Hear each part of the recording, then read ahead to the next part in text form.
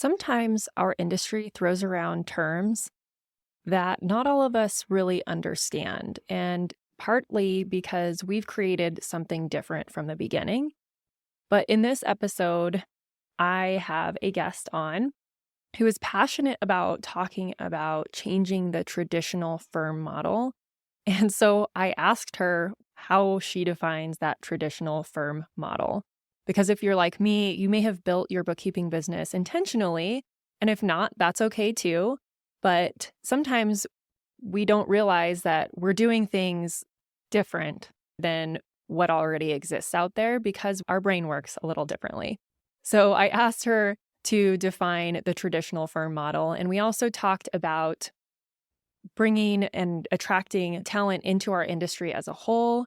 I asked her questions about what it was like taking over her parents' accounting firm and what that's like. And we had a really great conversation. This week's guest is Erin Andrews. She is the co-host of another podcast called Owners and Operations for Accountants. And I really hope you enjoy the conversation as much as I did. If you've never heard of Erin, this is going to be a great introduction to her. So sit back and just enjoy the conversation I had with her. Hey, and welcome to the Ambitious Bookkeeper Podcast. I'm Serena Shoup. I am a CPA and mom of 3, and I'm running a virtual bookkeeping business mostly from my home.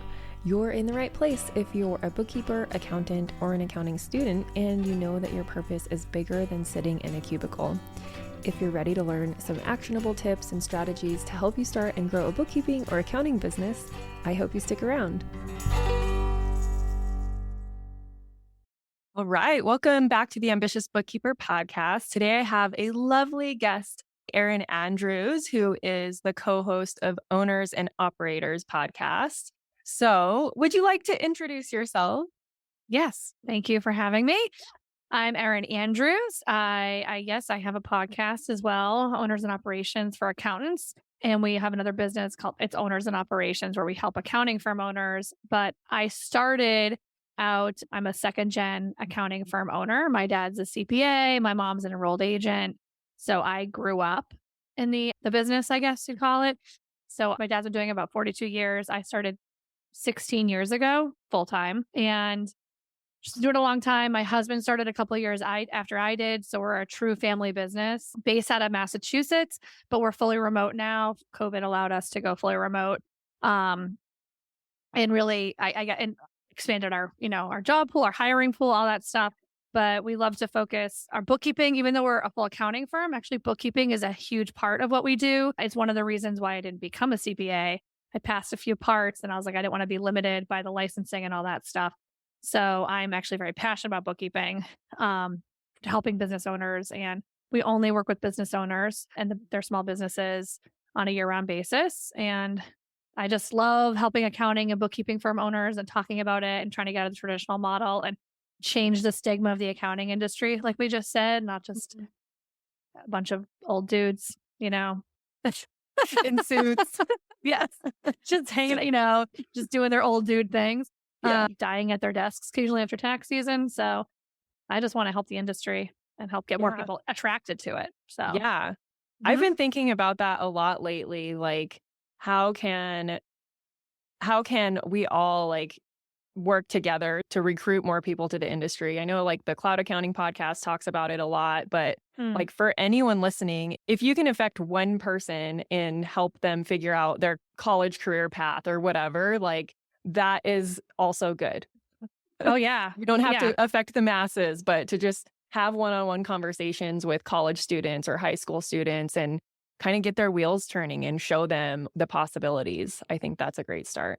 Well, absolutely, because when you go to college or high school or whatever you're talking, and you hear accountant, first of all, nobody talks about being a bookkeeper, like anything like that. There's so many facets to go into in our industry that it's incredible. But when you go to college, the education itself is so geared towards corporate, and it's just selling a different service basically. Yeah. So if you can I remember I had this college student, or actually it was high school student.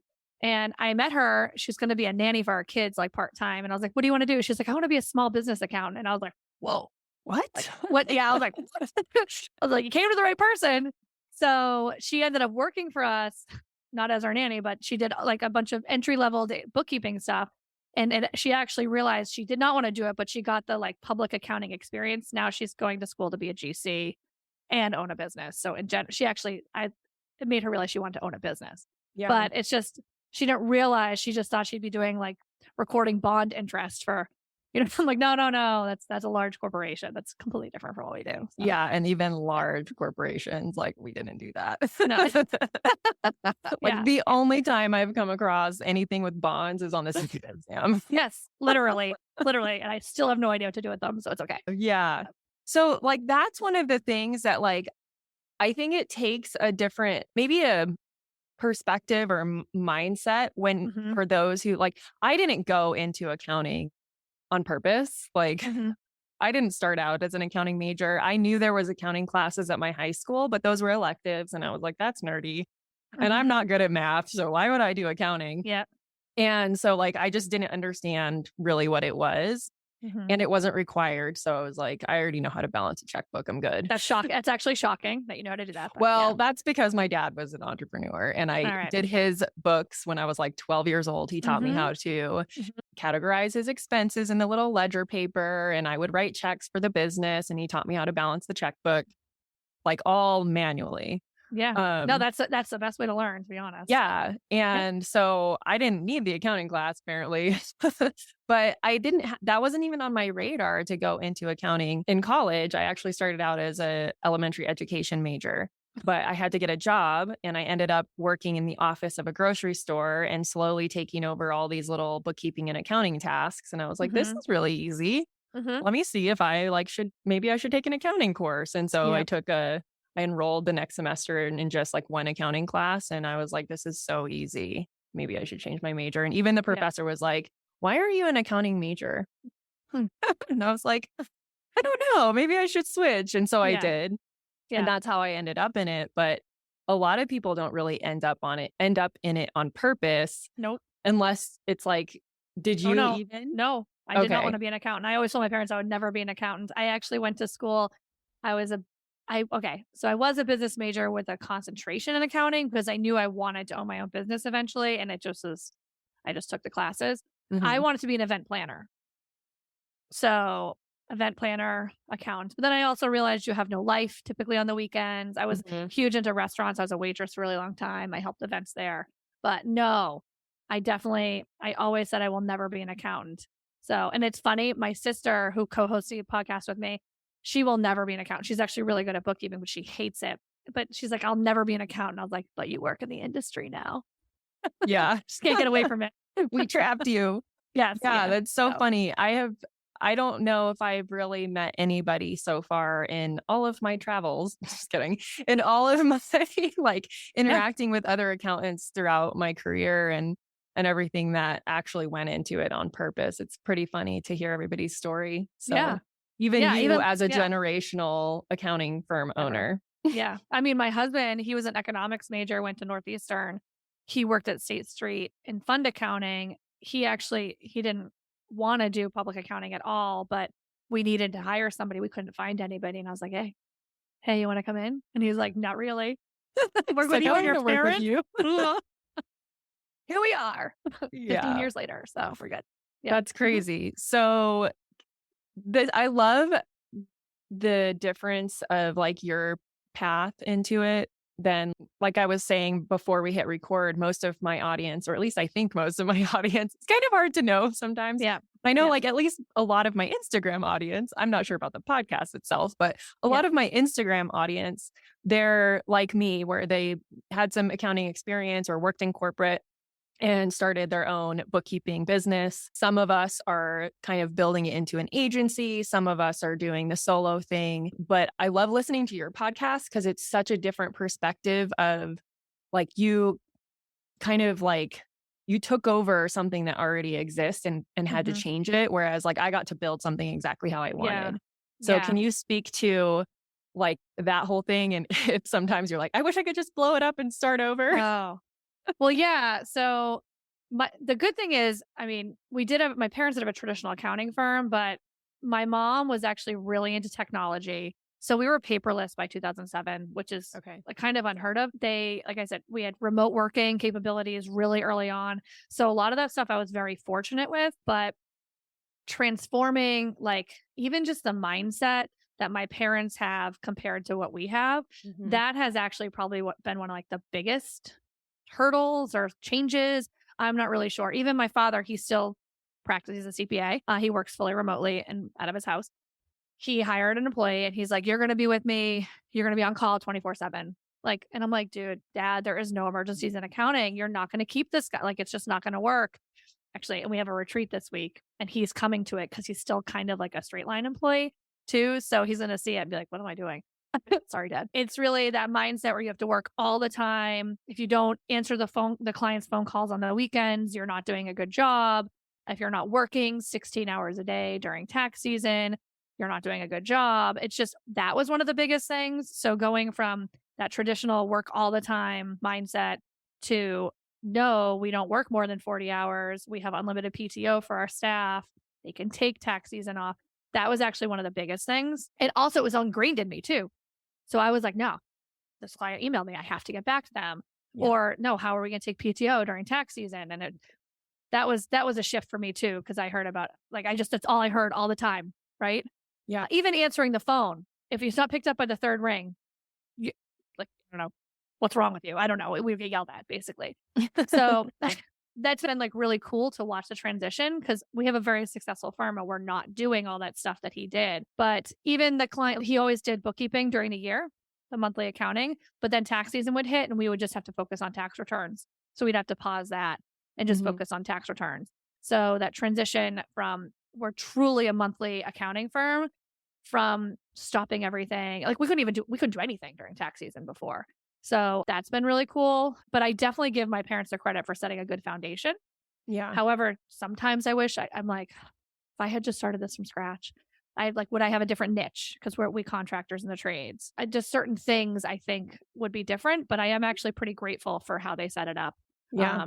Yeah. Honestly, some of the values that we hold in our firm are values probably from my parents, but I'm also their daughter. So that makes sense. Yeah. Right. Yeah, for sure. Yeah.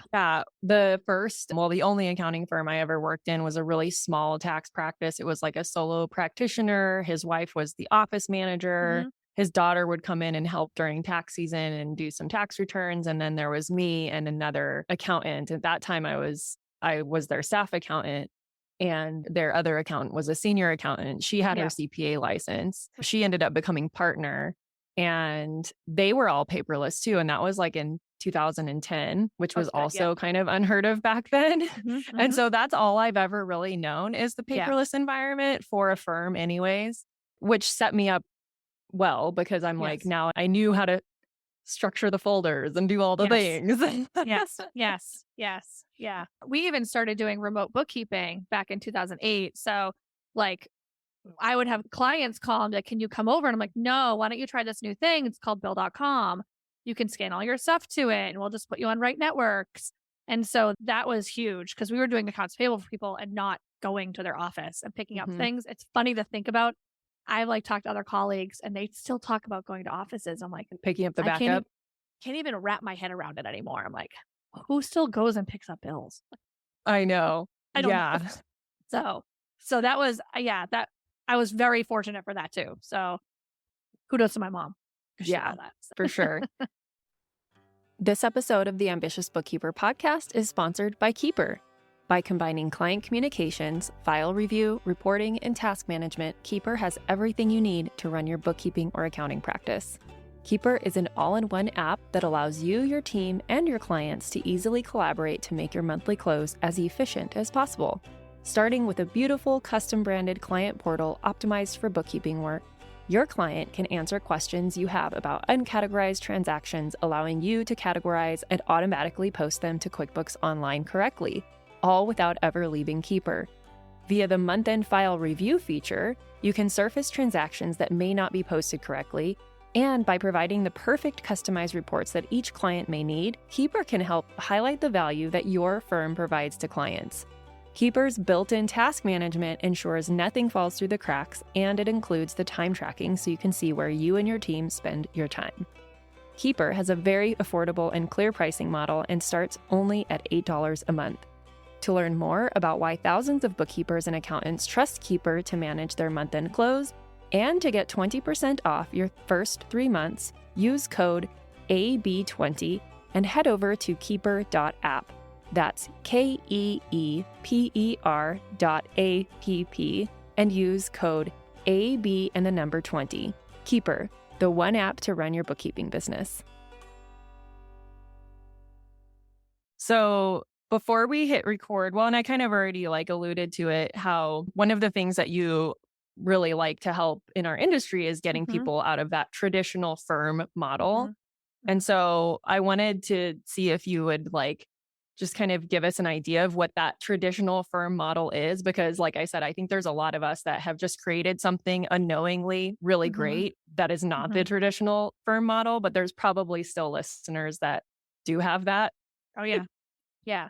So the traditional firm model is, well, in accounting in general, is the tax season heavy, right? You're just focusing on taxes. You're from January through April 15th, or whenever they decide to have the deadline now is, you're just slammed working 16 hours a week. You're just at the beck and call of your clients. You don't take in ideal clients. You don't have a criteria for the type of client you want. You don't really have a niche. So basically, if someone calls you on the phone and is like, I need my taxes done or whatever, yes, I will take you. There's just no focus. You're not structured. You're just putting your head down and working. So you're not structured. You're not trying to move forward. We were like that for a long time. So we didn't have goals in place. We didn't have a leadership team identified. Our values, we had our values, but they actually weren't the right ones. Our vision, we didn't have that laid out. So basically, I see a traditional accounting firm as you just started a business and you just started working and you didn't really think about it. Yeah. You just created yourself a job. Yes. Exactly. Yeah. And you're just working and grinding. And one of the reasons why I wanted to start helping accounting firm owners is I was in all these groups on Facebook and they were just like, I hate my life. They were literally saying, I hate my life. And I was like, that's not cool. Like why? And you're working so hard. But why? They're also not doing things like implementing bookkeeping and their monthly services and creating monthly cash flow and just also helping their clients. They're just seeing taxes. Or even if they do the bookkeeping, it's like catch-up work. They're just not helping the client. So they're not helping themselves and they're not helping the client. That's how I see a traditional firm. So and it's like a trap because you're stuck in that never-ending cycle. So you don't really have time to think about helping the client and time to think about doing things differently. Well, you're also, the other thing is they're an owner. And you come across this in any industry. I have to be the one that does it. The client won't let this X, Y, and Z do it. They'll only want to speak to me. I don't have the time to train this skill. That's that mentality. That's not true. First of all, as long as you have all this other stuff set up, it's okay. You can delegate the work. You can let go of control and you'll never get out of it if it's just always you doing the same thing. Even if you have staff, you have to learn to delegate and trust others and train them. Yeah. So. Yeah, so true. So one of the things that you talked about on your most recent podcast was the fear or the worry or whatever that you have that there's so many people coming into the industry just creating a solopreneur bookkeeping firm or whatever.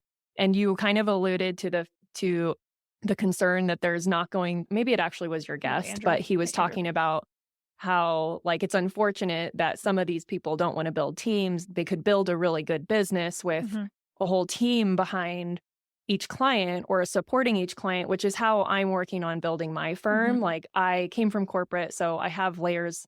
I have that I want everything to be reviewed thing, the quality control issue, so I've built it to where my clients all get at least 2 people on their team. So everything is double checked. Yep. And I didn't even realize that I was doing the agency model by creating that. It was more just for my own peace of mind of making sure that I could delegate things and they would still be checked. And it didn't have to be double checked by me. In the beginning it was, but now I've added a person in between that has the skill to review things. Do they catch everything I would catch? Maybe, maybe not, but that's how they're going to learn. Exactly. So is that something that you wish more people would do, or were you kind of indifferent? It was more your guest. I'm curious to hear your thoughts. So I have opinions on people like starting businesses, a couple. So I don't think there's anything wrong with someone just starting a bookkeeping business Right. or any business, and it's just them, and that's how Yeah. they support their family. And I don't think there's anything wrong with that. I think that it gets, when you keep taking on clients and you're setting expectations and you're just getting in over your head, what's the point in that? You Yeah. might as well like then really start a business. I mean, I'm not saying solopreneurs are not business owners. They are, obviously, but you're doing a disservice to your clients by not growing it properly, setting procedures up, and like, having the backup and all that. I think it just depends on what you want to do. Just don't put yourself over your head, because that sucks. Yeah. You're working so much, and you have no one to fall back on, because managing employees is very difficult. It is not easy to have employees. Right. So, Yeah. yeah, it just depends. It's one of those things that even though like there's days where I'm like, I'm so glad I have a team, there's other days that I'm like, maybe I should just do it all myself. Yeah. Yeah. Because it's stressful. So, but everything about running a business is stressful. So it's Yes. not for everyone. But yeah, it was interesting to hear his take on it. I was like, okay, I could see like it depends on the client too. It depends on the client acumen, their own business acumen, what their expectations are. A lot of clients do want that one single point of contact. They want to work with a smaller solopreneur because they feel like that person's more part of their team. So also, if that's what you want, you have to make sure that's what your client expects, and vice versa. If you want to build a team, this is what I've been coming to realize, that like now when I go out and do like a speaking engagement, like I just did a retreat this last weekend, I talk about the team that supports my clients, Yes. not me. Yes. Like I'm the face, but the team is what you get when you work with us. And so I've been like really trying to practice that whole, like, yeah, you get a whole team to support you and you'll still have the same point of contact as long as there's not turnover, right? But we can't promise that forever. But if they are also in growth mode, they'll understand. Yeah. And so that's the other thing that I try to coach my students through is like, they're like, but my client's so used to talking to me. And I'm like, yeah, all you have to do is have the conversation with them. And if they're not okay with talking to someone else on your team, you get to make the decision whether or not you want to keep supporting them yourself or letting them go because you've grown out of them. Yeah. Well, it's also, I do the same exact thing. So I do the sales and the business development for our company, and I sell it as a benefit. I say, you're not like this person, they might take a sick day, but you have a backup. And I also set the expectation, like this is not a solo firm, like this is a company and you will get a team approach, but you sell it the benefits. So it's all how you set up expectations. Obviously, legacy clients are different, but there are ways to phase them out of you being the client. I have successfully done it. I don't have any client work. No one even wants to talk to me, which is fantastic. And I'm like, my team is better. You don't want to talk to me. It's fine. So yeah, it just depends. But if you just really want to be that go-to person and that's all you want to do, that's totally fine too. I think you just have to set boundaries with a client and not just be on call for them because they're your client. But they're not, you know what I mean? Yeah. Family. Yeah. I'm not even on call for my family. So No. I'm like, it can wait. Yeah. There's no emergencies in bookkeeping, period. Yeah.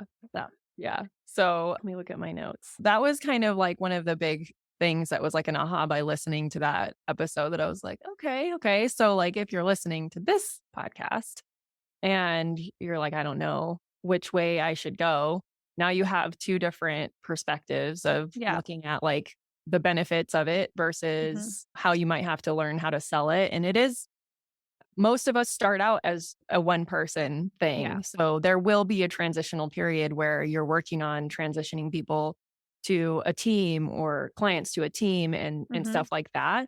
But I think another benefit of that is that when you are talking with these clients, whether it's an existing client or a future client, you can tell them like, oh, if you are wanting to grow and get yourself out of the day-to-day, I've taken myself through that and I can help support you in that strategy. Yes. So if you're also trying to sell higher level advisory services, that's right. Huge plus.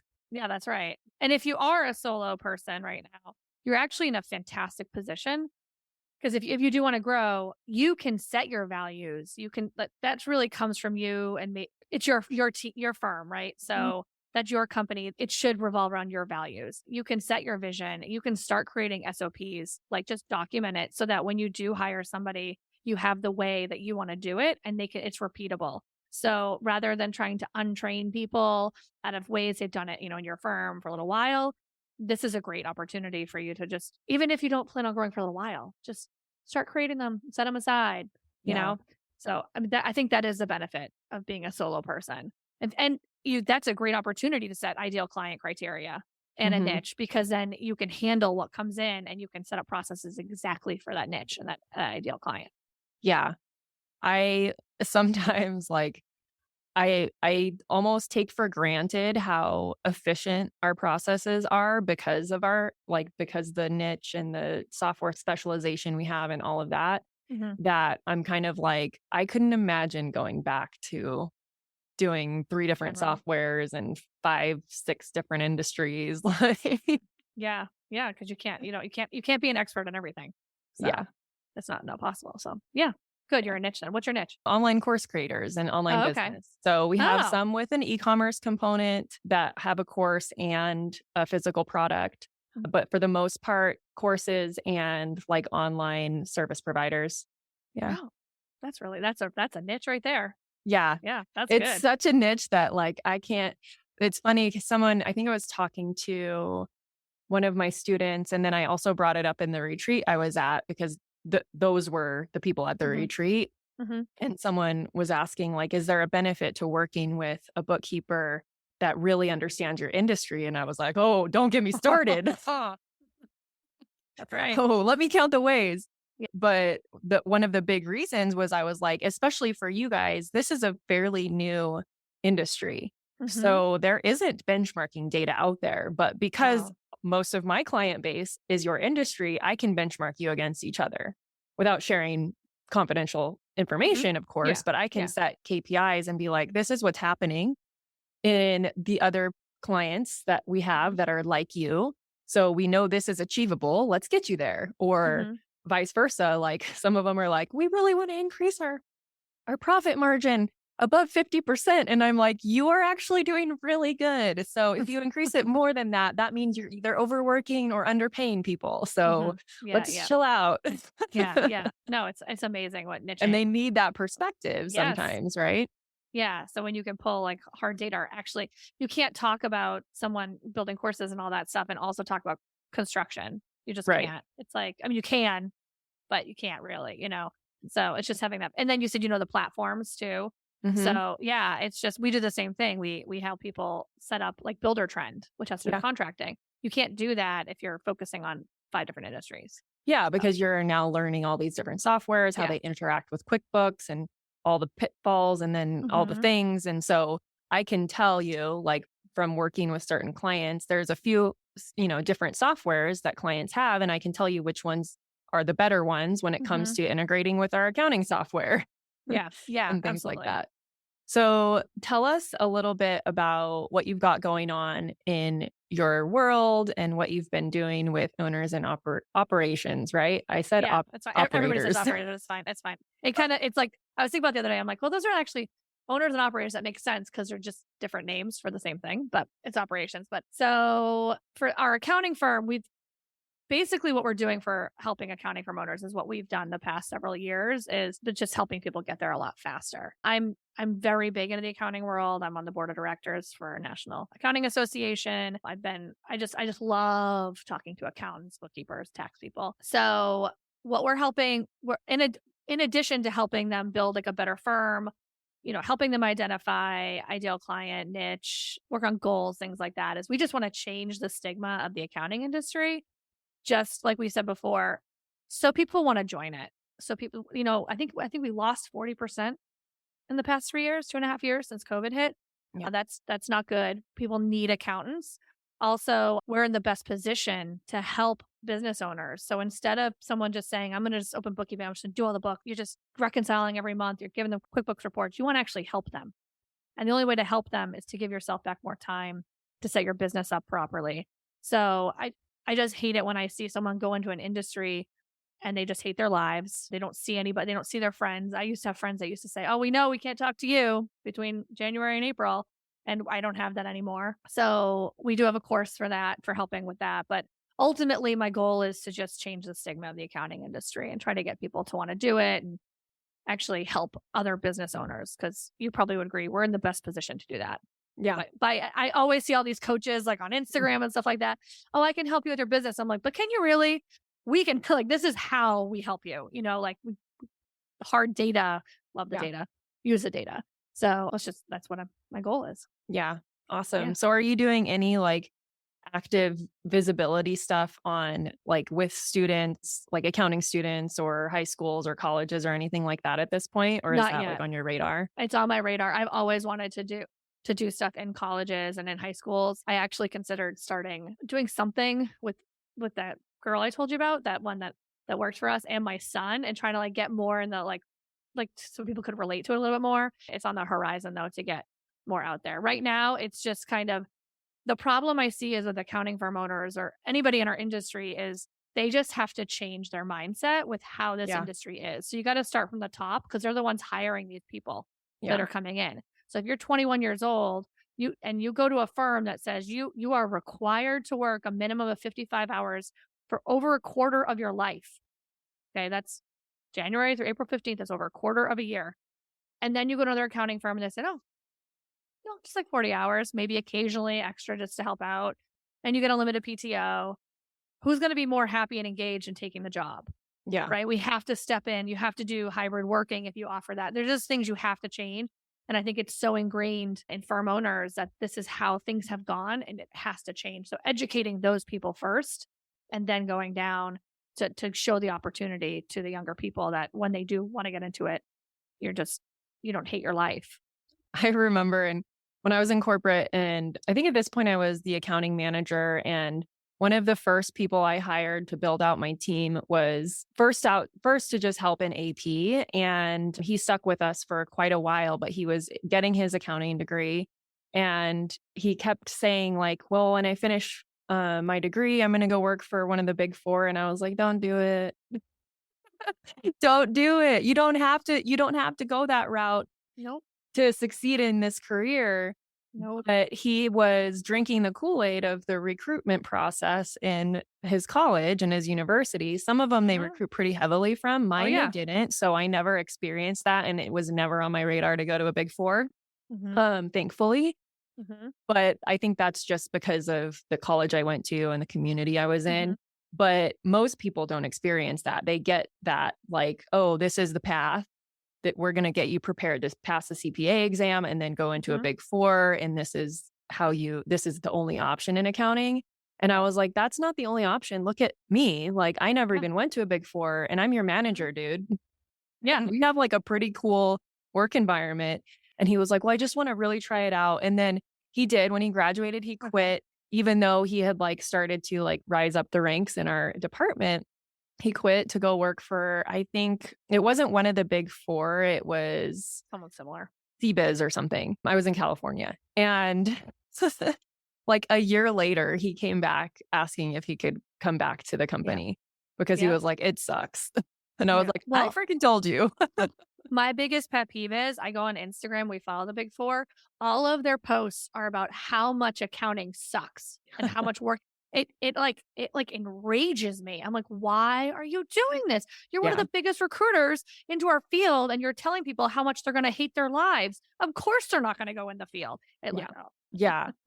I heard you say that on the other podcast. Okay, and I was like, that is so true. That is so true. So anyone listening, I encourage you, like if you do have some sort of connection with a younger person or a community college or something like that, just like start having conversations about how it can be different. Talk about how you run your own firm and things like that. That's one of my big visions and reasons for continuing to hire in my firm and grow it as an agency is because I want to create that work environment that A, some people never had, and B, some aspects of the work environment I never had. You want to make it a business that people want to go to and have a culture that people enjoy and they love it. Yeah, we're doing a retreat this week for our team. I live in Florida, so they're coming down to Florida, which is, I'm sure it's great. We live in a resort town. So, but it's just all about my employees versus all about the work too. Yeah. So something has to give, and that's where it starts, I think. Like people like us starting firms that are different. And as you know, as things change in the business landscape too, like the younger business owners, they're going to want a different type of firm. They don't want to go to their dad's CPA anymore or their parents' CPA anymore because those guys make them feel stupid. I've had clients come to me and be like, I don't want to take my taxes to my parents' CPA anymore. Can you recommend someone else? Because they just make me feel stupid. And I'm like, yes, I got you. Yeah, that too. Yeah. And it's just like being superior. Like, yes, it's just accountants need to just slow down a little bit and just understand. I mean, I understand. Like, we're not doctors. Come on, let's get real. We don't need to act like that. No, I also think it's a lot of the personality. Like, to be honest, like a lot of them are just straightforward. They just are like, well, hello. Like, we're very practical. I think our brains are just different. But yeah, like we interviewed someone who was 21 and he was like, I just want to work in a great place where I'm appreciated and I don't want to work more than 40 hours. Yeah. And like, that's going to be every single person that they're watching people on YouTube and Instagram or whatever. Okay, I really sound like an old person. Like be influencers and like make a butt ton of money making videos. Like they're not going to go into an industry where they're just treated like crap, basically. Yeah. And I mean, you should pay your dues in any industry you do, to be totally. That's my opinion. But yeah. So it's up to people like us to help. That's what we're doing. Yes, I agree. Awesome. We are changing the world, even though we're accountants. Yeah. No, it's fine. Saving lives. Yes. You could be saving business owners. That's just as important. During COVID, it was like these businesses going out. And I'm like, oh my God, these are like, people that didn't own a business. They didn't really get it. And I'm like, my business is like my third child. So if we can help business owners too, there's such a trickle down effect for everything, I think, in what we do. Absolutely. Clearly very passionate about it. Me too. Good. Well, where can people connect with you, either online or offline? Most people online. Yeah, online. I don't even know how someone you can come visit me if you want. I live in Florida, so I have a great place to live. So you can check us out at Owners and Operations. And that's our handle on Instagram. We do have a private Facebook group, Owners and Operations Facebook group. And that's like where we host, we actually have our podcast. We do it live every Friday, and then we edit it for podcast format. There is a podcast, Owners and Operations Accountants, and we have a course. I'll give you a discount code if anybody wants to sign up for it. Awesome. But yeah, so that's, if you want to check out my accounting firm, it's Straight Line, but it's spelled really weird, STRATLIGN. We're rebranding shortly. It's been 15 years of that horrible name. Yeah. Why do we have to tell everyone how to spell this? Yeah. Oh my God. It's like the most ambiguous name ever. And there's a line above the A. Anyways. So yeah, I love talking about all of this stuff. So if anybody wants to reach out and talk about it, I'll talk bookkeeping, accounting, running a firm all day long. Yeah. Awesome. Thank you so much for your time. And thank you. Talk to you great. soon. Yeah. I'll have you on mine. Thank you to everyone who helps make this podcast possible. Content and interviews are produced by me, Serena Shoup. Our intro and outro music is written and performed by my brother, Ian Gilliam. Editing is also by Ian using his awesome sound engineering skills along with Descript software. Hosting and publishing is by Buzzsprout. And you can check out the show notes for links to all of these amazing resources and resources mentioned in the episode. Embrace ambition.